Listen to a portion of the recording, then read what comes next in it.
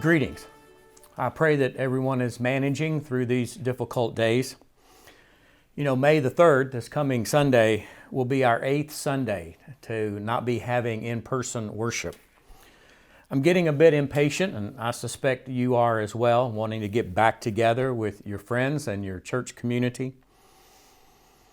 I miss being with you. I miss talking to you, and I know you miss those things as well. But this week, we got a glimpse of light at the end of the tunnel when Governor Beshear announced that houses of worship could reopen on May the 24th. I know you're getting impatient to be back in worship because before the governor made this announcement, I was starting to get questions about when were we going to reopen.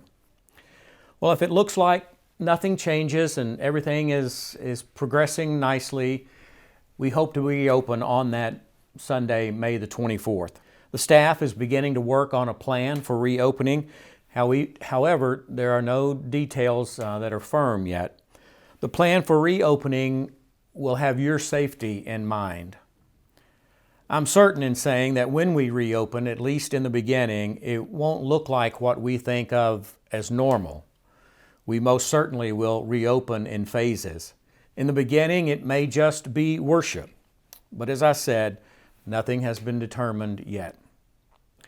As we consider what reopening may look like, our number one priority is your safety.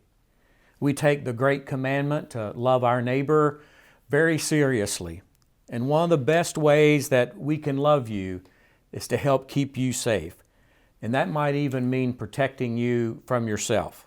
And what I mean by that is what I said earlier. Many will want to return to normal immediately upon reopening. However, that may not be the safest thing to do, and most surely it will not be the case. We will most likely reopen in phases. John Wesley's 3 simple rules: do no harm, do good, stay in love with God. These 3 simple rules are a good standard to live by every day, but they are particularly good in days like this. And we'll be taking these rules into consideration as we make our plans for reopening. We know that being in worship and being in Sunday school is one of the ways that helps keep you in love with God. And we want to get you to that place as soon as possible. But we must also consider the other 2 rules: to do no harm and to do good. And we must find the balance between doing no harm and doing good. We want to do good by bringing you back together as a community, but at the same time, we don't want to do any harm by putting you at risk. The staff will be putting together a plan for reopening, and once we get a plan, we'll consult with church lay leadership for their feedback and advice. And once the church staff and the church lay leadership have collaborated, we will announce a finalized plan for reopening. However, for the time being, I pray for patience for all of us. I pray for strength in the midst of these difficult days. I believe that God has much to teach us in these days. Now, I don't believe God caused this to teach us things, but I believe that given the situation we're in, God can use this time to teach us. And one of those lessons is our need to depend on God. It's really easy for us, particularly living in the first world, that we can let our arrogance begin to think that we can depend on ourselves and our own strength, and that will be sufficient for whatever comes. But times like this remind us that we need God. I also want to remind you that your staff continues to work hard in creative ways of staying connected with you. Nancy has recently added a Zoom Vesper service on Monday, Wednesday, and Friday evenings for women, and for men and women on Sunday evenings. And if you haven't taken advantage of our online services and Zoom meetings, I encourage you to do so. We're obviously doing worship, but we're also doing Sunday school and Bible study and fellowship time and the Vesper prayer service. I encourage you to be a part of those as much as you can. And you can find all of that information on our website or in the Friday e-blast. I also want to again thank you for your faithful generosity. Throughout all of this, you all have been so faithful to to send in your offering.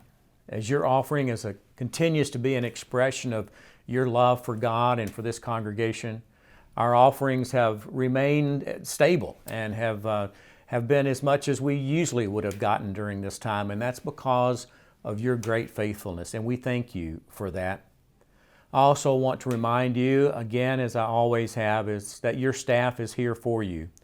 If you need us, don't ever hesitate to give us a call or email us or text us. If you need someone to just talk to, we're here for you. And we hope that in the coming weeks we'll be able to be back together and as a faith community and worship together. Would you spend a moment in prayer with me? God, we thank you for this day and for your faithful presence in our lives.